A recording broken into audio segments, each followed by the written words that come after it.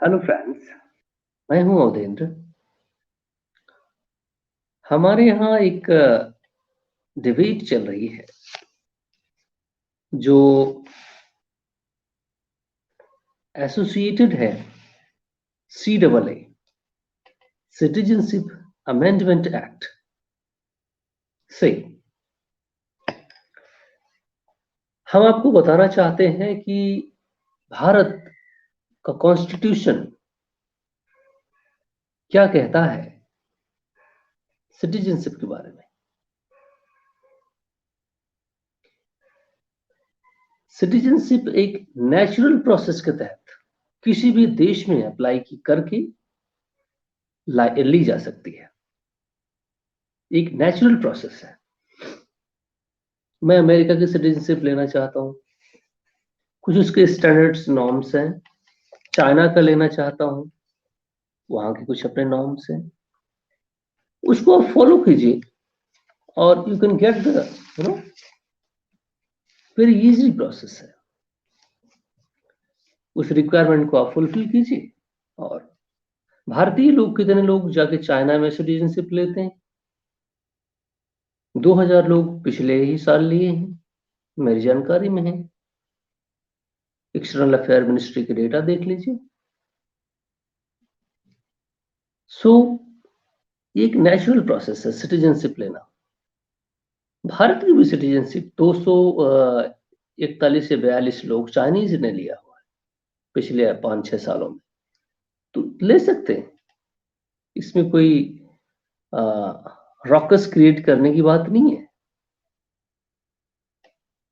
Disturbance create कर देने की बात नहीं है।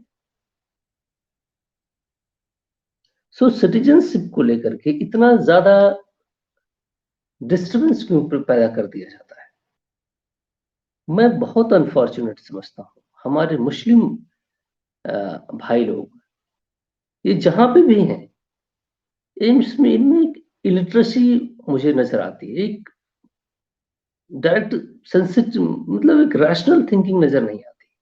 हु हल्ला बिना किसी चीज को प्रॉपर अंडरस्टैंड किए हुए, बिना किसी की कॉन्सिक्वेंसेस को प्रॉपरली अंडरस्टैंड किए कहीं पे भी वायलेंस पे उतर जाना बात बात पे, मैंने ये देखा। अब उनको ये पता नहीं है कि इजराइल और पैलेस्टाइन के बीच में लोग हैं और हमास ने अटैक कर दिया। अब हमास के रिpercussions में उसने अटैक कर दिया। बात समझिए। अब उनको ये पता है कि मैं बच जाऊंगा। यहाँ पे लाखों लोगों की जान है ना? 20 लाख से ज्यादा लोग वहां पे रह रहे हैं। सभी लोग घर से निष्कासित हैं और पता नहीं कितने लोग सफर कर रहे हैं। उसने 4-6 मिसाइल 10-20-50 हजार मतलब कितना 1,1300 लोगों को इसराइलीज को मार दिया। उसके बाद उसने ये कर दिया। आप बात को समझें। कोई टैक्टिस होती है, कोई प्लानिंग होती है। अंग्रेजों से लड़ना हुआ। मैं आपको एग्जांपल दे रहा हूँ, ये हमारे मुस्लिम्स जितने पर्टिकुलर लोग हैं, ये कोई सेंस प्रिवेल नहीं करता। और पूरे वर्ल्ड लीडरशिप में आप कहीं पे भी देखें, कोई खास कंट्रीब्यूशन नहीं है। पता नहीं क्यों लॉजिकल नहीं सोचते, थिंकिंग नहीं करते। और एक डिस्टरबेंस बहुत ज्यादा, एक वायलेंस काइंड ऑफ समथिंग रहता है हमेशा। नहीं, बिना किसी चीज को समझे बस तुरंत गर्दन उसको उतार दो, या कोई चीज किसी को कुछ कर दो। नहीं, एक बहुत अजीब एटीट्यूड बिहेवियर है। बिना सोचे समझे ही कुछ कर देते हैं। अब देखो पाकिस्तान की क्या हाल, कुछ लोगों ने जरगमाल बनाया हुआ पूरी कंट्री को। नहीं, कोई भी आप कंट्री मुझे बता, अब आपको बताता हूँ मैं। सऊदी अरेबिया खुद को क्लेम करता है कि मैं मुस्लिम लोगों का पता नहीं क्या हूँ, लीडर हूँ। अब मुझे पता है कि कोई 15 मिलियन रुपया उसने पैलेस्टाइनियन पीपल को दिया हुआ है जो अभी सफर कर रहे हैं। 15 मिलियन, समझ रहे हो? वो 1 ट्रिलियन उसकी इकोनॉमी अभी भी हुई है इसी साल। 15 मिलियन, है ना?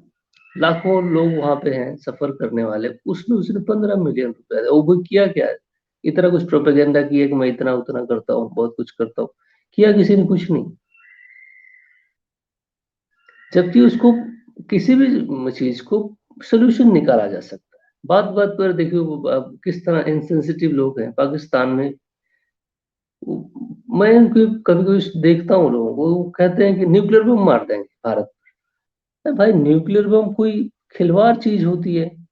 तुमने एक ठो अगर न्यूक्लियर बम भारत में मार दिया, पता नहीं भारत तुम पे कितना मार देगा। मैं लाखों लोग, करोड़ों लोग की जान दोनों तरफ जा सकती है। बात बात पे ऐसे मजाक मजाक पे मैंने डिबेट में भारत न्यूक्लियर बम मार दूंगा, ये बातचीत करते हैं इस तरह की। न्यूक्लियर बम मालूम चल रहा है कोई टाफी गोली है। नहीं, बात को समझे कितना, मतलब किस हिसाब का मेंटल लेवल क्या है। मैं किसी को डिमनिश नहीं कर रहा हूं, मैं परेशान हूं कि अपने आप को स्टैंडर्ड, जैसे डॉक्टर अब्दुल कलाम है, वो भारतीय मुस्लिम है। भारतीय मुस्लिम में से भारत की कल्चर, भारत की जो सभ्यताएं हैं, मैं मुस्लिम हूँ, लेकिन भारत का एक अपना, भारत एक ऐसा कोई उठाया हुआ उठागिरी कंट्री नहीं है, आज बना नहीं है। भारत की अपनी सिविलाइजेशन है। नहीं, इसके अपने सिस्टमेटिक प्लानिंग और सिस्टमेटिक चीजें बनी। भारत एक फुली मतलब डेवलप्ड सोसाइटी है, नहीं एक सेटल्ड सोसाइटी है। नहीं, तो इस तरह कुछ लोग अभी डिबेट करते हैं गंगा यमुनी तहजीब के बारे में। यमुनी कौन सी तहजीब होती है? भारत में रह के केवल एक तहजीब है, जो इंडियन तहजीब है, दूसरी कोई नहीं है। हम मुस्लिम हैं, लेकिन हम भारतीय मुस्लिम हैं। हमारी आइडेंटिटी भारतीय है, हमारा कल्चर इंडियन है। हम मुस्लिम हैं और जबकि रहेंगे भी फॉर एवर, लेकिन हम भारतीय लोग हैं। हमारे वे ऑफ थिंकिंग, हमारा लिविंग, हमारा स्टैंडर्ड, हमारा जो भी एक कल्चर का पार्ट है, हम भारतीय लोग हैं। इस तरह का एटीट्यूड जन्म क्यों नहीं लेता? अपनी अलग आइडेंटिटी खोजने की कोशिश क्यों करते हैं? कुछ लोग आइडेंटिटी जाके जोड़ते हैं टर्की के साथ। For what reason? अभी सीधे बोले, मैंने आपको बताया कि natural process, you can get the naturally. Bharat में पांच छह तरीके से नेचुरलाइजेशन, ये वो नहीं तरीके हैं जो अप्लाई करके डायरेक्टली आपके सेंट्रल गवर्नमेंट किसी को भी सिटीजनशिप दे सकती है। उसके पास पावर है आर्टिकल 5 से 11 के बीच में, है ना? भारतीय कॉन्स्टिट्यूशन में पार्लियामेंट को अथॉरिटी है कि वो कोई भी लॉ पास कर सकती है। इंडियन पार्लियामेंट, उसमें ये भी आर्टिकल 11 में लिखा हुआ कि किसी भी भारतीय सिटीजन का सिटीजनशिप नहीं ली जा सकती बाय एनी मीन्स। अगर वो भारतीय सिटीजन है तो कोई भी कानून पास करके आप सिटीजनशिप उसकी स्नैच नहीं कर सकते। समझ रहे हो? ये भारत के कानून में लिखा हुआ है, आप खोल के किताब पढ़ें। सौभाग्य तो ये है, भारत के दुर्भाग्य में शामिल है कि किताब कभी छूते नहीं कोई। नहीं, भारत में जो एक एक शब्द लिखा हुआ है उस कॉन्स्टिट्यूशन में, जब तक सुप्रीम कोर्ट है तब तक अ, तुम्हें प्रोटेक्ट करने की पूरी गारंटी है। किसी को भी डरने की जरूरत नहीं, किसी भी जाति धर्म किसी भी। हाँ, लेट जरूर हो सकता है, लेकिन अन्याय किसी के साथ नहीं होगा जब तक सुप्रीम कोर्ट है। अब आते हैं हम सीधे वाले पर। ये पक्की गारंटी है, हर कोई जानता है कि यहाँ पे प्रोसिक्यूशन और रिलीजन के लोगों के साथ हुआ है। बेस्ड ऑन दैट प्रोसिक्यूशन लोग भाग करके अपनी जान बचा करके इधर उधर से यहाँ आए हुए हैं। और भारत एक सिविलाइजेशन होने की वजह से उसको ये रिस्पॉन्सिबिलिटी लेनी पड़ेगी, क्योंकि ये भारत अफगानिस्तान तक फैला हुआ था कभी। आपको याद हो, भारत में इतिहास तो कभी कोई पढ़ता नहीं है ना? अगर आप पढ़ें तो भारत का इतिहास कंधार से लेकर के और बांग्लादेश भी भारत का ही पार्ट था कभी। हम्म, आज से नहीं। तो वहां सारे लोग आबाद थे किसी जमाने में। आज ये मुस्लिम ग्राउंड पर डिवीजन हो गए, तीन चार स्टेट बन गए, इनमें रह रहे हिंदूज उनके साथ परसिक्यूशन हुआ। वो माइग्रेट हुए या कन्वर्ट हुए या उनकी डेथ हो गई, उनकी बच्चियों का दूसरों के साथ शादियां हो गई। आप पेज खोल के कभी पढ़ें, अगर कुछ दो चार था 10 बचे हुए हैं भाग भोग के आए हुए हैं, उनको सिटीजनशिप देने में क्या बुराई है? किसी को लिया नहीं जा रहा है सिटीजनशिप, सिटीजनशिप उनको दी जा रही जो भाग के आ रहे। और उन मुस्लिम को कैसे सिटीजनशिप दी जा सकती है जो भारत के ही खिलाफ, इन्हीं स्टेट्स में 50% पॉपुलेशन ऐसी है जो भारत को देखना नहीं पसंद करते। आप समझने की कोशिश करें। इन्हीं, अगर कोई आना ही चाहता है तो आए, प्रॉपर वे ले ले। लेकिन इस तरह अगर कोई आया हुआ है, जैसे अभी 71 में वॉर हो गया, वो नहीं, पाकिस्तान ने उसको जेनोसाइड किया बांग्लादेश में, बांग्लादेशी भाग के भारत आए। अब उधर आसाम के एरिया में, अब उसमें सारे हिंदू थोड़ी भाग के बाहर आए होंगे, जितने भी लोगों की जाने जा रही होंगी, मुस्लिम भी होगा तो भी भाग के नहीं आएगा। नहीं, असाइलम सीकिंग करेंगे, बहुत सारी वहां की पॉपुलेशन डिस्टर्बेंस नहीं हुई। 19 लाख लोगों को अभी एनआरसी उसने किया हो तो उसने पॉइंट आउट कर लिया लिस्ट में। अभी आसाम का चीफ मिनिस्टर कह रहा है कि चाहे मुस्लिम हो या फिर कोई भी हो, हम अपने स्टेट में नहीं रखेंगे, अगर आपने रखा तो हम बीजेपी से अलायंस तोड़ देंगे। अब उसने कसम खाई है आसाम में।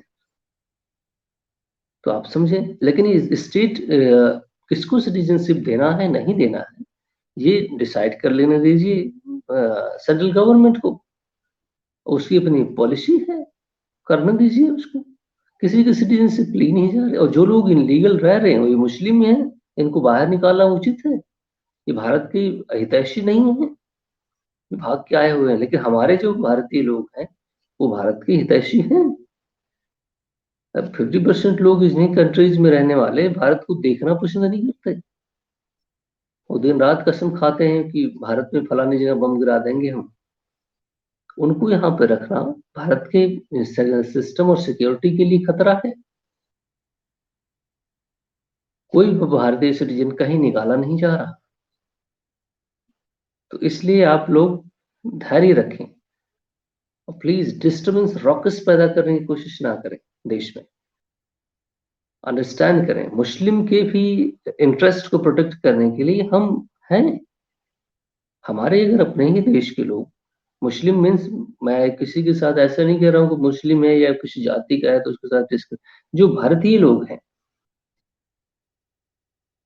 उनकी सभी के साथ मेरी संवेदना नहीं, हर किसी की संवेदना है। हम सभी कलेक्टिवली एक भारतीय हैं, इंडियन है। हमें ये सोचना होगा, हमें इस रिलीजियस डाउन से बाहर निकल करके चीजों को सोचना होगा। जो भी हमारे भारतीय मुस्लिम हैं, they are part and parcel of Bharat. और भारत की तहजीब को फॉलो करने की कोशिश करें, अडॉप्ट करें।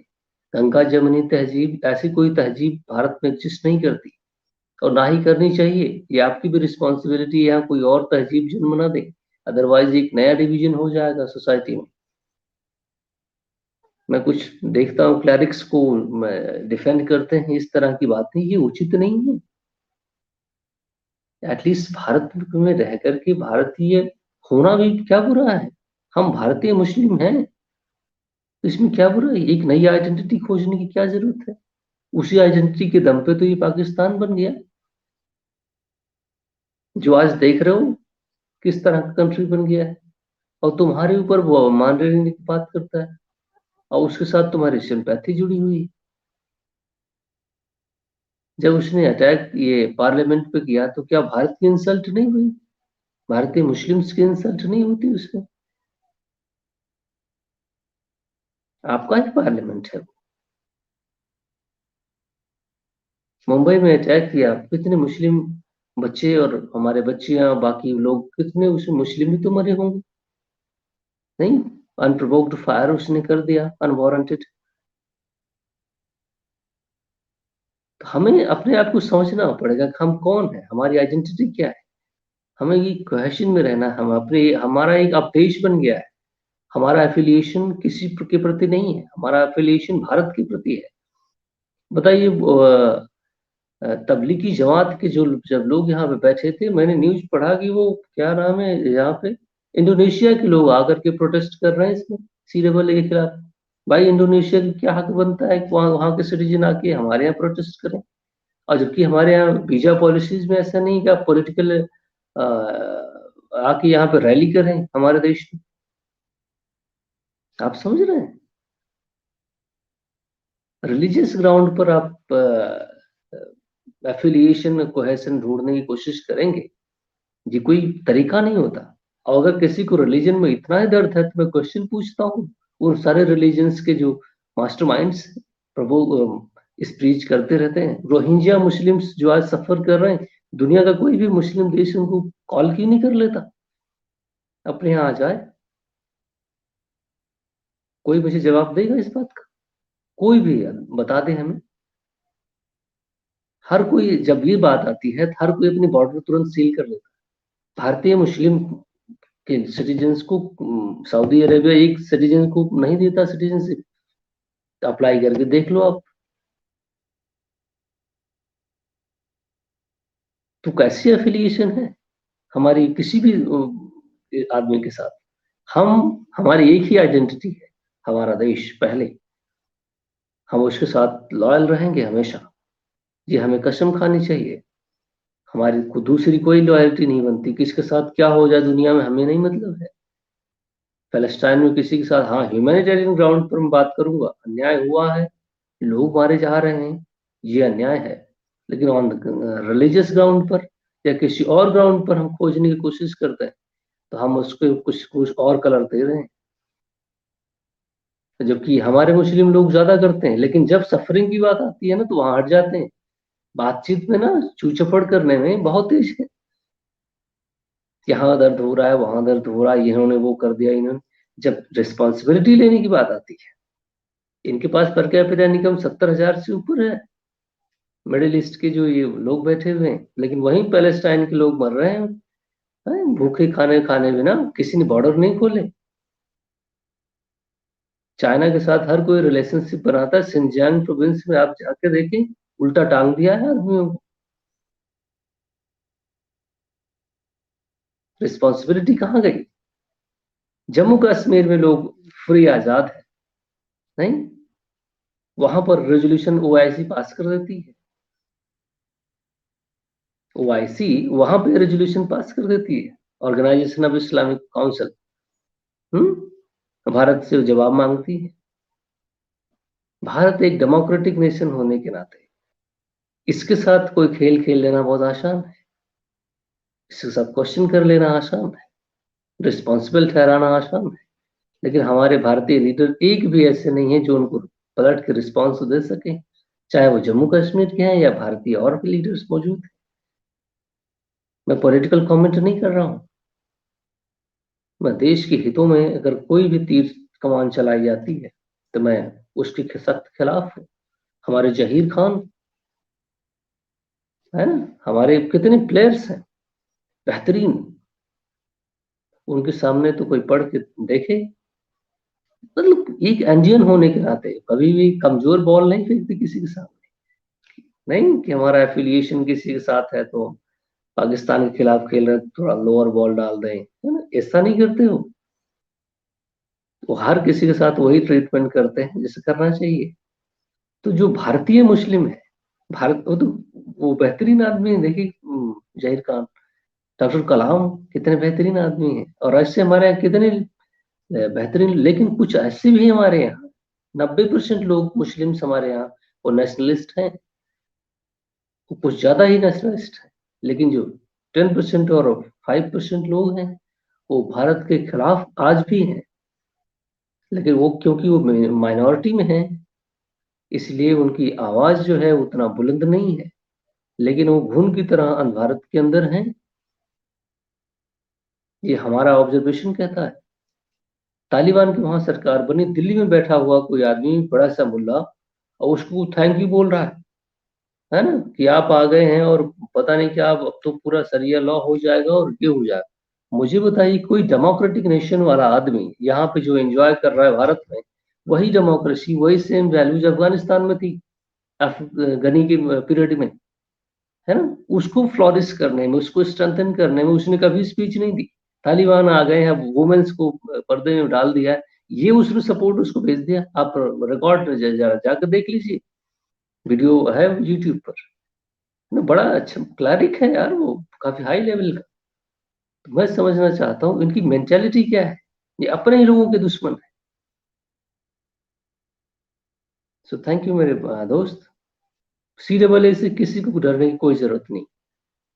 वो हर भारतीय के, भारत देश को प्रोटेक्ट करना हर किसी की जिम्मेदारी है जो भारत में रहता है। कोई डिस्टरबेंस पैदा करने की जरूरत नहीं है। और अगर किसी के खिलाफ अन्याय हुआ तो पहला कैंडिडेट मैं खड़ा हूं। So thank you very much my friends for watching.